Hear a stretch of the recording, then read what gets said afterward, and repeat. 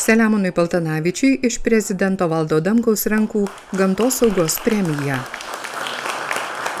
Prezidento Valdo Adamkaus premija, tai, aš manau, kad iš tikrųjų, nuoširdžiai pasakysiu, viso gyvenimo tokia viršūnė to įvertinimo ir iš prezidento rankų gauti premiją, tai smagu. Selemonas Paltanavičius, gamtininkas, prozininkas, fotografas, aplinkosaugininkas, radijo laidų vedėjas, Vytauto Didžiojo universiteto dėstytojas, parašė per 100 knygų, parengė per 5000 publikacijų, 1000 radijo laidų, padėjo rengti per 200 televizijos laidų ir sustoti neketina. Sumanimų yra, idėjų daug, kol kas dar jėgų yra. Tai manau, kad dar bus ir knygos, ir straipsniai, bus daug susitikimų, nes suprantu, kad ypač jaunai kartai mūsų visų pagalba labai reikalinga.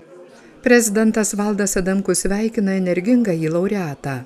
Aš, kaip sakant, jo žavėjausi vien tik tai iš žiniasklaidos, iš tolimos. Ir šiandieną turėjau pirmą progą, jį asmeniškai pasveikinti. Galvoju, kad jo darbas šioje srityje, būtent gamtos populiarinimo, apsaugos, dėmesio perdavimas informacijos mūsų, ką jisai pats susitikęs, susirėmęs su pačia gamta, turi progos mums perduoti, yra be galo vertinga medžiaga.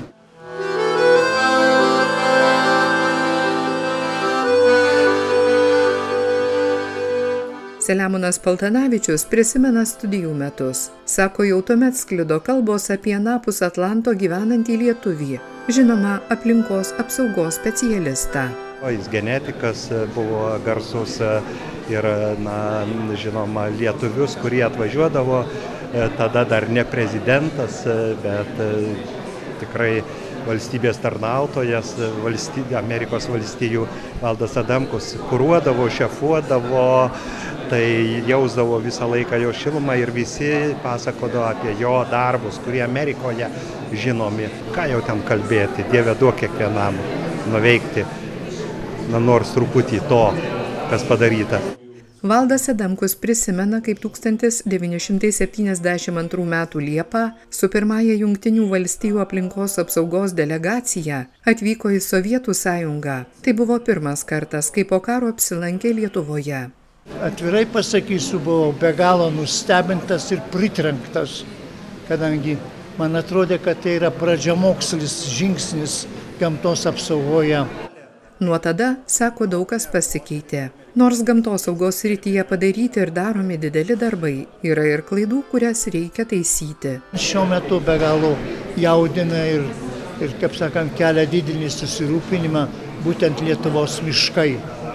Matau jų, kaip sakant, neatsakingą naikinimą ir kuri turi būti, pakreiptas, kad sustabdytume tos nuostolius, kurios ateities kartos susitiks ir matys, ką Lietuvoje padarėm per šios visus metus. Sveikinu visus, kurie dirbo, pasišventė ir yra padarę didelį skirtumą nuo sovietinių laikų iki dabartinių. To keliu eikime ir toliau. Gamtosauginė Valdo Adamkaus premija Kauno botanikos sode įteikta 5. kartą. Reporterė Loreta Mačiulienė.